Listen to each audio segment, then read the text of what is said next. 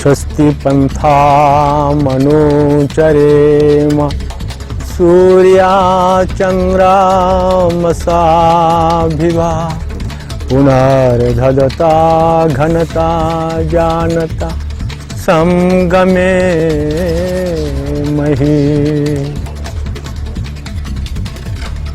मैं निर्मल चंद्र दास जी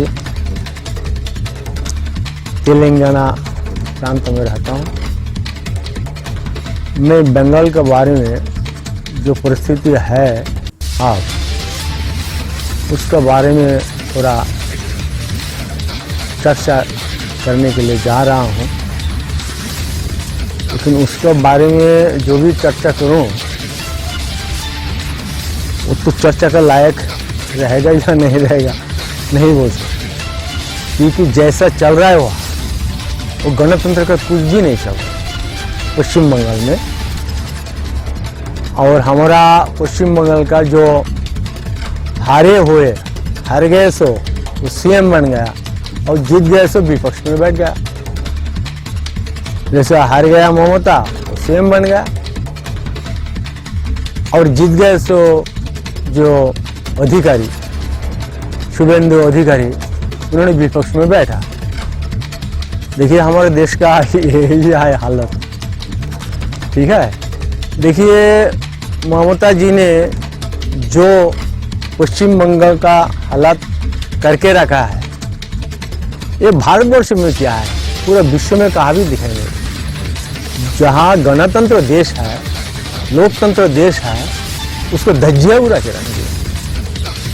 देखिए उन्होंने क्या बोला, ये जो केंद्र का जो फौज है जवान है इन कब तक रहेगा, वो जाने के बाद हम देख लेंगे। और वही देख रहा है वो खेला होवे, उन्होंने बोला था खेला होवे, अभी खेला चल रहा है। वो 2 लाख का करीब जो है मनुष्य बिहार में आसाम में जाके आश्रय लिया है, घर खाली करके अपना, और 300 से 400 घर जला दिया। बोलिए ये क्या गणतंत्र है, लोकतंत्र है? और 20 से ज्यादा मनुष्य को मार दिया है। मैं बोले तो बहुत कुछ बोल सकता हूं, मगर वहां तक जाने से मेरे जो है ठीक नहीं रहेगा। देखिए कलकत्ता से मैं अभी यूट्यूब में थोड़ा पहले देखा, कलकत्ता से एक पत्रकार ने बोला जो ये पूर्व निर्धारण करके ये कर रहा है वो सामने नहीं आ रहा है, मंत्री उसे करा रहा है। और कलकत्ता में मतलब पश्चिम बंगाल में जो हंगामा हुआ वो आपका जो मस्जिद में जो नमाज पढ़ते हैं उन नमाज का बाद में जो है उन लोग वहाँ कुछ संगठन करके उसका बाद में ही हुआ, इधर नमाज पढ़ लिया उसके बाद में शुरू हो गया। और मस्जिदों में यही चलता है, वो भगवान परमात्मा ईश्वर अल्लाह ताला का नाम नहीं है, वो करता है राजनीति मस्जिद में। इसीलिए लेडीज को जाने नहीं देता उन लोग, क्योंकि लेडीज अगर जान लिया तो फिर वो बाहर निकल जाएगा, इसलिए लेडीज को नहीं जाने देता मस्जिद में। हाँ, तो मैं कहता हूँ ये पलायन नहीं करना चाहिए। अपना हिसाब से जो भी है आपका घर में उससे आप बाहर करना था। अब हिंदू लोग देखिए, ये हिंदू लोगों को तो वोट दिया, उसके कितना है, कहाँ 12%, कहाँ 15%, कहाँ 25%, 30% तक है मुसलमान लोग, लेकिन बाकी वोट तो हिंदुओं ने दिया। हाँ, और इलेक्शन से पहले ममता जी ने क्या कहा, हिंदुओं का वोट भी लेने के लिए कोशिश किया। बोलो मैं शांडल्य गोत्र, शान का गोत्र, अरे शांडल्य गोत्र। हाँ, अभी वो शांड जो है ना, अभी वो सुना में मुलायम सिंह रहता, ये तो कड़ाक सिंह है। हाँ, ये मार रहा है अभी। देखो पूरा जो है पब्लिक को क्या कर रहा है वो, मार रहा है, काट रहा है, बलात्कार कर रहा है। इतना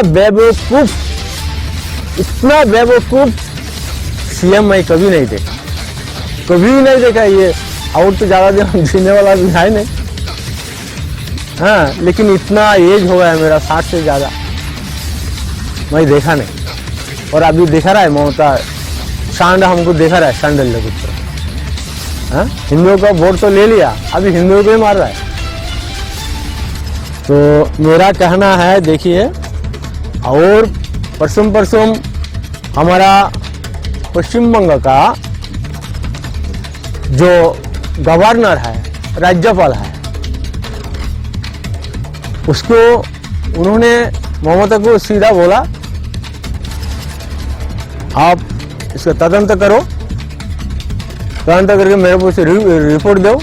और वहाँ का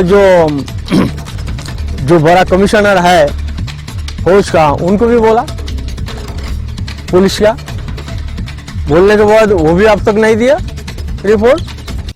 क्योंकि रिपोर्ट देने से वो रिपोर्ट फिर पेश करेंगे केंद्र को, इसलिए वो नहीं दिया। और राज्यपाल जी ने खुद कहा है उसको, मुझे हेलीकॉप्टर चाहिए, मैं खुद जाके मैं देखूंगा। तो बोला हेलीकॉप्टर ठीक नहीं है, ये है वो है वो है, ऐसा बोल दिया। और जब उन्होंने जो इलेक्शन में इधर उधर गया तो हेलीकॉप्टर जब तो चला खूब, अब भी नहीं चल रहा है। अभी क्या है, तो पोल खोलना है पश्चिम बंगाल का, इसीलिए अब वो हेलीकॉप्टर ठीक नहीं है। फिर भी अपना जो राज्यपाल है, गवर्नर है, इतना अच्छा आदमी है, उसका दिल में बहुत खटक रहा है, इंसान को क्यों मार रहा है? हाँ? तुम अभी जीत गया, तुम अच्छा चलाओ, गणतंत्र के हिसाब से, लोकतंत्र के हिसाब से चलाओ देश को। तो उसका दिल में बहुत तकलीफ हो रहा है, जो जनता को ऐसा मार रहा है, बलात्कार कर रहा है और भगा भी दे रहा है। हाँ, और वो कोई बाहर से नहीं है, वो पश्चिम बंगाल का लोग ही जो है ऐसा हरकत किया है। और जो मंत्री है, जो मंत्री पर्सन बना है, उन लोगों को ऑर्डर दिया है और ममता भी साथ है उसमें। लेकिन वो क्या बोलता, हम नहीं है, वो कुछ हुआ नहीं, छूट घटना, क्या हुआ नहीं हुआ, कुछ भी नहीं हुआ। अरे भाई, कुछ भी नहीं हुआ तो तुम 2-2 लाख किसको दे रहा है? 2-2 लाख रुपया किसको दे रहा है तुम बोला जो कोई मर गया तो उसको 2-2 लाख दे रहा हूँ। 16 आदमी को, कितना आदमी, अभी तो 20 से ऊपर हो गया। तुम झूठ का ऊपर झूठ, झूठ का ऊपर झूठ, झूठ का ऊपर झूठ। और इलेक्शन में तुम नाटक किया, इलेक्शन में तुम्हारा एक्सीडेंट हो गया, तुम्हारा दर्जा बंद हो गया, किसमें इसमें लग के, एक प्लेयर में लग के दर्जा बंद हो गया, पैर में चोट आ गया। चोट तो सही है, चोट लगा। और तुम्हारा पीछे 300 फौज रहते हुए 4-5 आदमी का तुम ये बोल रहा है, बीजेपी के 4-5 आदमी आके हमको मार के चला गया। तो 300 फौज क्या कर रहा है? केला चल रहा था, नहीं तो हुक्का पी रहा था। शर्म नहीं आता, तुम्हारा शर्म नहीं है, तुम्हारा हस्बैंड भी नहीं है, कहाँ है क्या है, कुछ मतलब तुम्हारा बायोडाटा ही नहीं है। तुम बोलता हम शान का गोत्र है। मैं तो सुना शांडल गोत्र बहुत अच्छा है, ब्राह्मण है, उच्च पद का है, उसका मनोभावना भी वैसा रहना चाहिए। लेकिन तुम्हारा वो नहीं, तुम्हारा शान का गोत्र है। अरे मैं क्या बोलूं, तुम हमको ऑर्डर चैलेंज करो, मैं पश्चिम बंगाल में मेरे को कोई नहीं पकड़ना, तुम 2 मिनट मेरे को टाइम दो, और कुछ नहीं चाहता मैं, बाद में मेरे को गोली से उड़ा दो। 2 मिनट मेरे को टाइम देना पड़ेगा और ममता को सामने रखना। तो शांडल गोत्र है, क्या गोत्र है, पूरा बायोडाटा निकलता मैं। शर्म नहीं है, एकदम शर्म नहीं है, बेशर्म औरत है। हा?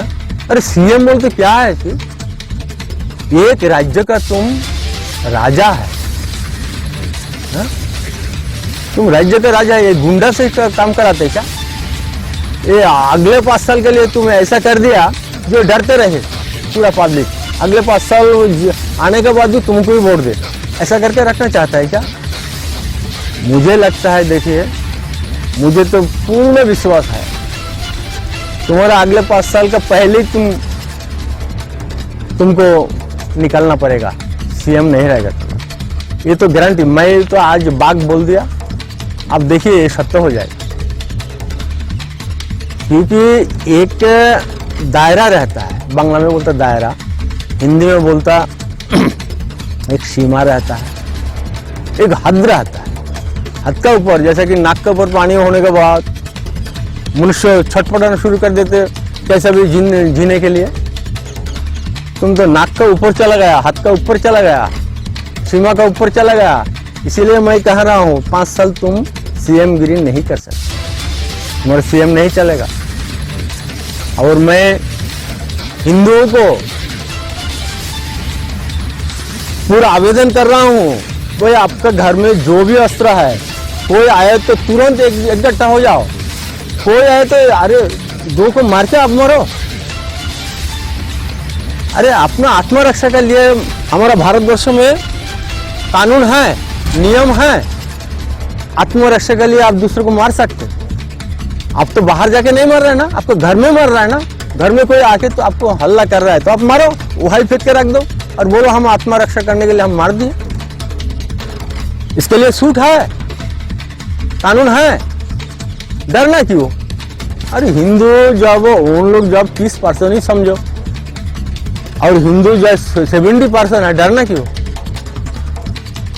आप एक गांव में अगर 4-5 आदमी खड़ा हो जाएगा, 100 आदमी भी नहीं आएगा, वो बोलेगा जो पहले आएगा उसको मार देगा।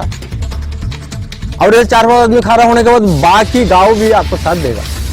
अब डरो मत, अब राम का वंशज है, कृष्ण का, अभिराज कृष्ण का वंशज है। आप क्यों डरते? महाभारत देखे आप, रामायण देखे, जो है रावण को राम ने घर में जाके उसको हत्या करके उनका जो है देवी को बचाया है, उसके घर में जाके। हाँ, तो राम का जो वंशज है आप, और आप बोलते हैं हरे राम हरे कृष्ण। कौन सा कृष्ण है आप, कौन सा राम है? अरे बनो तो सही,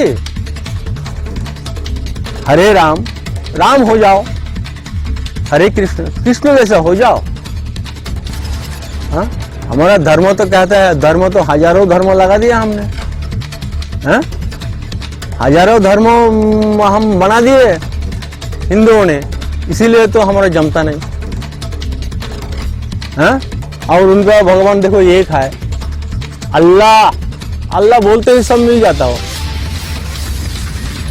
हाँ, उसका भी 4-5 अलग अलग है, पर अल्लाह तो एक है उसका। और हमारे कितना भगवान है, अलग अलग भगवान है, हम अलग अलग हो गया, हम बढ़ गए।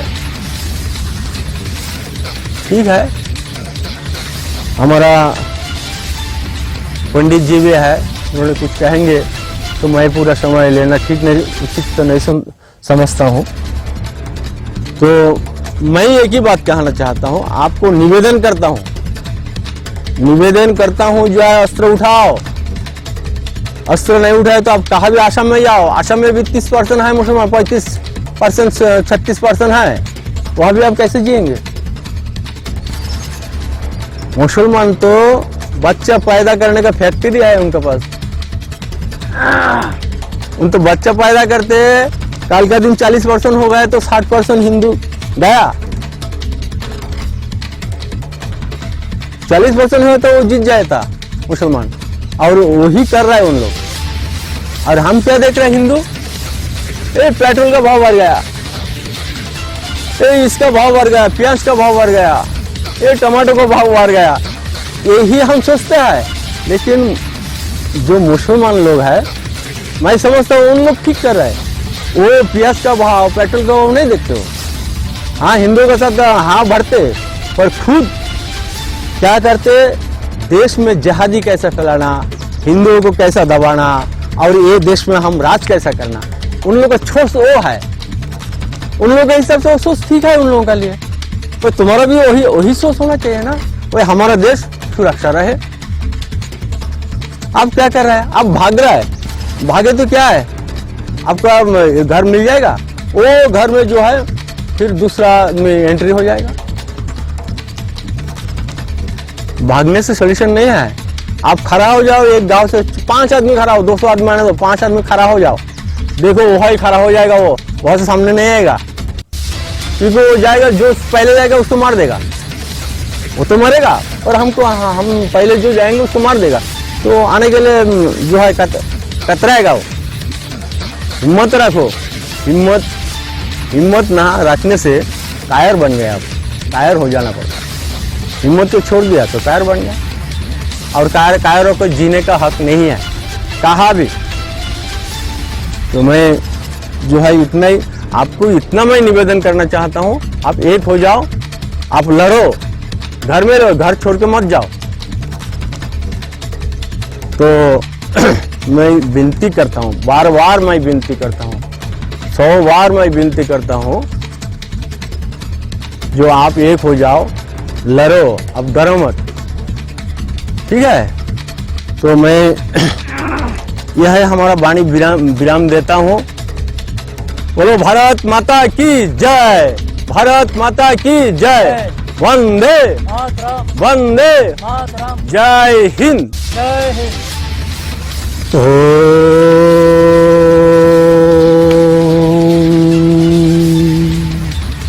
विश्वानि देव सवितर्दुरितानि परासुव, यद्भद्रं तन्न आसुव। हे परमपिता परमात्मन, कोरोना रूपी महामारी जो बीमारी चल पड़ी है, हम आपसे प्रार्थना करते हैं, इस भारत में 1 अरब 35 करोड़ लोगों को आप रक्षा कीजिए प्रभु। हम आपसे ही प्रार्थना करते हैं, यही प्रार्थना करते हैं, आप हमारी प्रार्थना को स्वीकार कीजिए। इस भारत के 1 अरब 35 करोड़ लोगों को मेरा सादर नमस्ते। मेरा नाम ओम प्रकाश भजनी प्रतिष्ठा हूँ मैं, निवास तेलंगाना सिरपुर कागज नगर, इस गांव प्रांत में रहता हूँ मैं एक छोटा मोटा संगीतकार हूँ। आइए मैं जो पूरे भारतवासियों को पश्चिम बंगाल की जो सीएम श्रीमती ममता बनर्जी के विषय पे चंद शब्द रखूंगा। आशा है आप सभी ध्यानपूर्वक सुनेंगे। मैं सर्वप्रथम पश्चिम बंगाल के माननीय ममता बनर्जी के विषय बोलने से पहले सुप्रीम कोर्ट के न्यायाधीश जी से निवेदन करूंगा और माननीय सम्मानीय राष्ट्रपति जी से प्रार्थना करूंगा और महामहिम महानायक भारत के सुयोग्य नेता माननीय नरेंद्र मोदी जी से प्रार्थना करूंगा कि आप तीनों जने मिलकर सर्वप्रथम पश्चिम बंगाल में राष्ट्रपति शासन लगाने का कृपा करें। ये मेरा छोटा मुंह बड़ी बात, आप तीनों को मैंने एक जिम्मेदारी दी है। उसके पश्चात मैं जाऊंगा जो हमारे भारत में जितने हिंदू भाई लोग हैं, माताएं, बहनें, बच्चे, नवयुवक साथियों, मैं आप सभी को एक सलाह दूंगा। देखिए, परसों किसी कम्युनिस्ट सीपीएम से मेरा एक तर्क हो गया। तर्क ये हुआ मांस, मछली और अंडे लेकर के। तो वो जो सीपीएम का व्यक्ति था उसने मेरे को क्या सोल्यूशन दिया, क्या उदाहरण दिया, आप सुन करके आश्चर्य रह जाएंगे। क्या पता आपका मन भी शायद इसी लाइन में हो। उन्होंने मेरे को उत्तर दिया कि यदि हम मांस मछली अंडे नहीं खाएंगे तो इस धरती में पशुएं पक्षी सारे भर जाएंगे, तो हम कहां रहेंगे। दोस्तों सज्जनों, ये उदाहरण मैं इसलिए दे रहा हूं, तो क्या हिंदू ही एकमात्र केवल मात्र इस भारत में काटने योग्य है क्या? काटने योग्य है क्या? क्या ये एकमात्र हिंदू ही इस दर्दनाक परिस्थिति को सुलझाने के लिए है क्या? इतिहास को उठा करके जब देखते हैं हम, तो मुसलमानों ने जितने हिंदुओं को काटे, जितने हिंदुओं की मां बहनों को पर अत्याचार अनाचार व्यभिचार किया, उतना किसी हिंदू ने मुसलमानों की मां बहनों को लेकर के कभी अत्याचार अनाचार नहीं किया।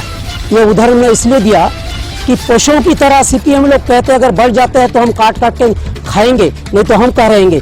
ठीक उसी प्रकार क्या हम हिंदू लोग केवल काटने के लिए है क्या? केवल मुसलमानों को पेट भरने के लिए है क्या हम लोग? मुझे बड़ी घृणा आती है हम हिंदुओं के ऊपर। क्यों?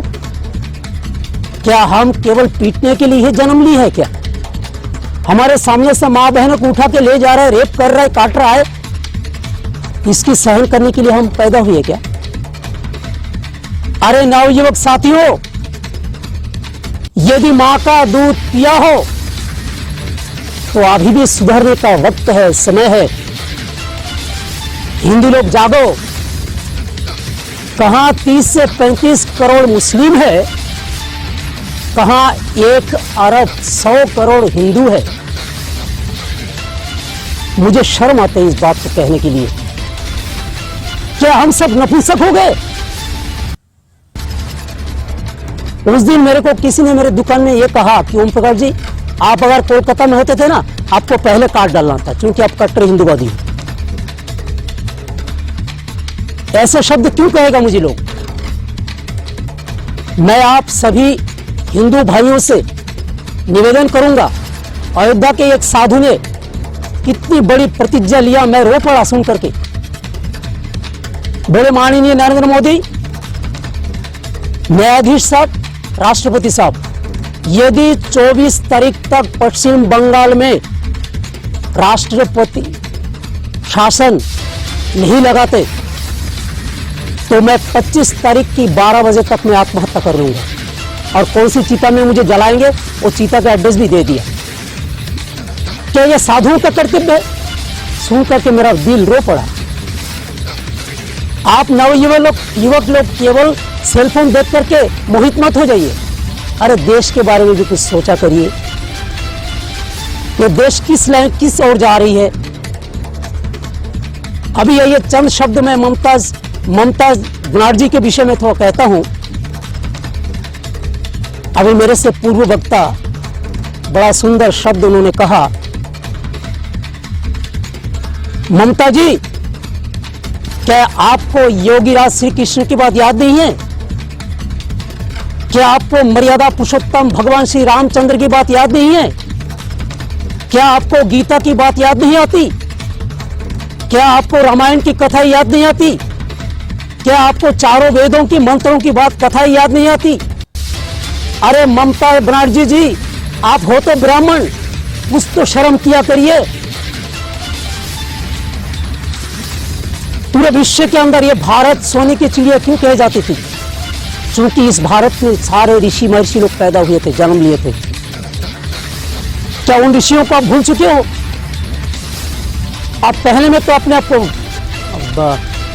ब्राह्मण कहती हो।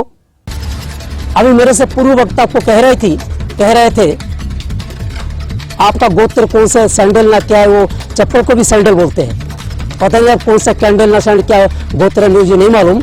पर अगर आप ठीक से गोत्र हो तो ये जय श्री राम कहने में आप चिढ़ क्यों जाते हो?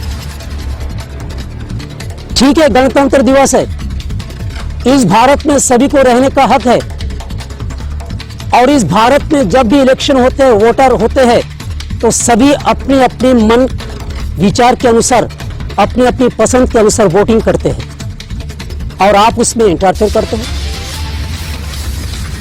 वहां पर बीजेपी को मरवा जा रहे हैं, बीजेपी वालों की बहनों की, औरतों की जो है बलात्कार हो रहे हैं। क्या आपके संविधान में ये है क्या ये नियम? क्या आपके संविधान में यह भी है क्या कि मेरे अपोजिशन जो लड़ेगा उसको काट डालना है, उसको मार डालना है? पूरा विश्व जो है आपको कह रहे, बार बार विनती कर रहे, आपको सलाह दे रहे। आप क्या इतनी बड़ी वो हो गई जो प्रधानमंत्री जी से बढ़कर आप काम कर रही हो? अब समझती क्यों हो अपने आप को? ममता जी देखिए, अरे लंकेश्वर राजा, महाधुरंधर पंडित, चारों वेदों के ज्ञाता, महाशक्तिशाली, धनवान, बलवान महाराजा रावण भी इस संसार में नहीं रहा, सम्राट सिकंदर भी इस संसार में नहीं रहा। ममता जी आप भी नहीं रहोगी। ये हमेशा दिलो दिमाग में, मस्तिष्क में ये बात बिठाया करिए। किसी कवि ने बड़ा सुंदर लिखा, जिंदगी यकी किराए का घर है, एक न एक दिन जाना ही पड़ेगा। ये जिंदगी हर दिन के लिए नहीं रहेगी, ये समय हर दिन के लिए नहीं रहेगा। आप ध्यान दीजिए, समय बड़ा बलवान होता है। आज आप सीएम हो और आप हार कर सीएम बनने जा रही हो, आपको शर्म आनी चाहिए। अभी मेरे से पूर्व वक्ता ने कहा पश्चिम बंगाल एक राज्य की सीएम कोई ऐरा गैरा नहीं होती, सीएम की पदवी कोई आम नहीं होता। अरे ये पदवी तो बहुत बड़ी होती है ममता बनर्जी जी। आप जरा सा चिंतन तो करके देखो कि तुम क्या कर रही हो। अगर इसी तरह करते रहोगी तो परमात्मा को भी तुम्हें माफ करेगा? कभी भी माफ नहीं करेंगे। हमेशा परमात्मा से डरा करो। एक पॉइंट वाली बात मैं कहूंगा, आज हम लोग, मेरे से पूर्व वक्ता ने कहा कि हिंदू लोग, एक दिन ऐसा आएगा, अयोध्या के एक साधु बोल रहे थे 2030 तक मुसलमानों का राज बनेगा, और जिस दिन मुसलमानों का राज बनेगा, हाँ मुझे कहने में बड़ा दुख होता है, उस दिन समझ लेना अभी जो कोलकाता से पलायन कर रहे हो ना, कहां जा रहे हो? आसाम में। अरे पाकिस्तान से भारत में आए, बांग्लादेश से भारत में आए, आसाम से कहां गए, फलाना जगह से कहां गए, अभी पश्चिम बंगाल से भाग रहे हो, आखिर जाओगे कहां? क्या हमारे अंदर इतनी ताकत नहीं है? हम हिंदू लोग एकत्रित नहीं बन सकते? नहीं बन सकते। क्यों पता है? बहुत बड़ी एक कमी है। मेरे से पूर्व वक्ता बता रहे थे, महर्षि दयानंद सरस्वती जी ने एक बात कही, जब तक पूरी दुनिया के लोग एक ईश्वरवाद नहीं होंगे तब तक कभी भी एकता की माला में नहीं बांध सकते। मुस्लिम लोग देखो, मुस्लिम लोगों को देखो, चाहे बाहर पराया शत्रु क्यों ना हो, परंतु वो एक ही आवाज से एक ही गुंजाइश करते हैं भारत के अंदर, क्या? अल्लाहू अकबर, अल्लाह का नाम लेते हैं। और हिंदू कुछ शर्म करो, तुम्हारा भगवान का कोई अता पता सता कुछ है ही नहीं। कोई मानता है कृष्ण को, कोई मानता है राम को, कोई शिव को, कोई मानता है काली माँ को, कोई दुर्गा को, कोई फलाना मत मंतर, कोई फलाना मत मंतर। ऐसे क्यों? इसलिए तो हमारे अंदर एकता नहीं है। मेरी बात को आप गलत मत समझिएगा। अगर आप एक ईश्वरवाद होंगे तो पूरे हिंदू की आवाज एक साथ उठेगी, और कोई भी माइकेलाल इस दुनिया में, कोई भी मुस्लिम की हिम्मत नहीं होगी कि हिंदू के ऊपर एक बात करके दिखाए। उवैसी देखो कैसे फड़फड़ाते रहते हैं, उसके भाई भी कैसे फड़फड़ाते रहते हैं। किसके बलबूते पर? एक ही अल्लाह के बलबूते पर। और पता है, जमा मस्जिद का जो मौलवी सब जो बोलता है, ऑल ओवर भारत के सब मुस्लिम ही मानते हैं, और हमारे हिंदू का माननीय प्रधानमंत्री नरेंद्र मोदी जी जो कहते हैं हम लोग मानते हैं। वो दुनिया के लोग, वो सोनिया गांधी कहां चली गई, और राहुल गांधी कहां मर गए, वो केजरीवाल किरकिर करते रहे दिल्ली में, कहां मर गए, ये अखिलेश कहां मर गए, ये मायावती कहां मर गई, ये केसीआर कहां चले गए, और फिर ये जितने भी तमाम सीएम है कहां चले गए। अभी पश्चिम बंगाल में सारे आम कत्लेआम हो रहे, मां बहनों की इज्जत लूट रहे हैं। क्या कोई नेता कोई आवाज उठा रहे? ये क्या बीजेपी ठेका ले रखा है क्या खाली? दुनिया के लोगों, अभी भी समय है, जाग जाओ। ये मत समझो कि माननीय नरेंद्र मोदी जी रक्षा कर लेंगे। अगर आप एकजुट नहीं होंगे, एक ही आवाज से आवाज नहीं उठाएंगे, तो हम हिंदू कभी आगे नहीं उठ पाएंगे। इसी तरह हम मरते जाएंगे, इसी तरह हम कटते जाएंगे। जैसे मुर्गे को काट काट के खाते हैं, पक्षियों को काट काट के खाते हैं, बैलों को काट काट के खाते हैं, बकरियों को काट काट के खाते हैं, हमें भी ऐसे काट काट के खा रहा है। और ये समझ लीजिए, अभी भी वक्त है, अभी भी समय है। एक बात मैं कहूंगा, बड़ी पॉइंट वाली बात कहूंगा, हम हिंदू लोग बच्चे बनाने के लिए कतरते हैं।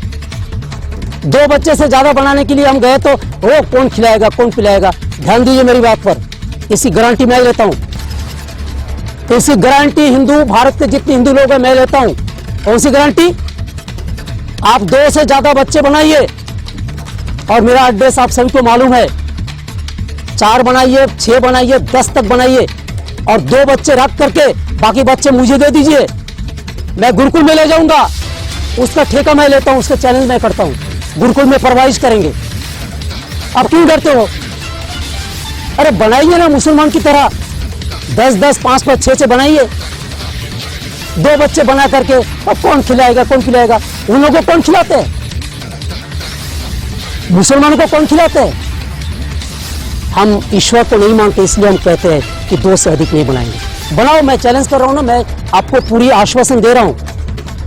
बाकी बच्चे मेरे को दे देना, मैं गुरुकुल में लेके जाऊंगा, और गुरुकुल में बढ़िया परवरिश होंगे, वहां पर मनुष्य बनेगा, विद्वान बनेंगे, हवन करेंगे, बढ़िया प्रवचन करेंगे, और देश के लिए रक्षक बनेंगे। भक्षक तो नहीं बनेगा। मैं माननीय ममता बनर्जी को दोबारा कहना चाहूंगा, करजोड़ निवेदन करूंगा आपके चरणों में, जिस तरह आप सबकी दीदी हो ना, उसी तरह दीदी जैसे काम किया करिए। आपका नाम तो ममता है, वाह क्या नाम है आपका। आपको ममता का अर्थ नहीं आती। अगर ममता को अर्थ आपको पता होती थी ना, तो आप इस प्रकार नरसंहार करने के लिए नहीं तुले होती हो। आप एक राज्य के सीएम हो। अरे मेरे जैसे क्षुद्र व्यक्ति, चंद व्यक्ति आपको सलाह क्यों देगा? भगवान राम को माना करिए, जय श्री राम बोलते ही आप उस पर केस ठोक देते हो। ये कहां का अन्याय है? क्या हमारे संविधान में लिखा हुआ है क्या? हमारे संविधान में लिखा हुआ है क्या कि जय श्री राम बोलने से उसको अंदर डाला जाएगा और अल्लाह बोलने से उसको माफ किया जाएगा? मैं आपसे निवेदन करना चाहूंगा, अभी भी समय बहुत है, क्योंकि आप एक हिंदू हो, और एक हिंदू हो नारी होने के नाते भारत में जितने भी हिंदू लोग हैं उन पर आप रहम कीजिए। अरे आप अकेली औरत जो है, नारी, पूरा विश्व को आप जो हिला के रख दिया हो। आप अपने आप को समझते क्या हो? माननीय नरेंद्र मोदी देखिए कितना सुशील व्यक्ति है, कितने नम्र नेता है। उनकी पाठशाला में जाकर के भर्ती हो जाइए आप। मेरी आवाज अगर आप तक जाती है, मेरी ये वीडियो अगर आप देखती हो, तो कृपया आप 6 महीने के माननीय नरेंद्र मोदी जी की पाठशाला में जाकर के नेता कैसे होते हैं ऐसे शिक्षा लीजिए। क्या आप भूल गए? नेताजी सुभाष चंद्र बोस की बात भूल गए? खुदीराम बोस की बात भूल गए? आप स्वामी विवेकानंद जी की बात भूल गए? रामकृष्ण परमहंस देव की बात भूल गए? ईश्वर चंद्र विद्यासागर की बात भूल गए? आप रविंद्रनाथ टैगोर की बात भूल गए? वाह ममता दीदी जी, अभी भी समय है। आप जो है सुधर जाइए, इस प्रकार नरसंहार मत कराइए। आप भी सुधर जाइए और देश को भी सुधार दिया करिए। माननीय नरेंद्र मोदी जी का साथ दीजिए। ये मत समझिए कि आपकी जिंदगी है, आपकी राज है, ये हर समय आपका ही रहेगा। नहीं दीदी जी, अभी भी समय है, अभी भी वक्त है। आप जो है परमपिता परमात्मा से डरिए।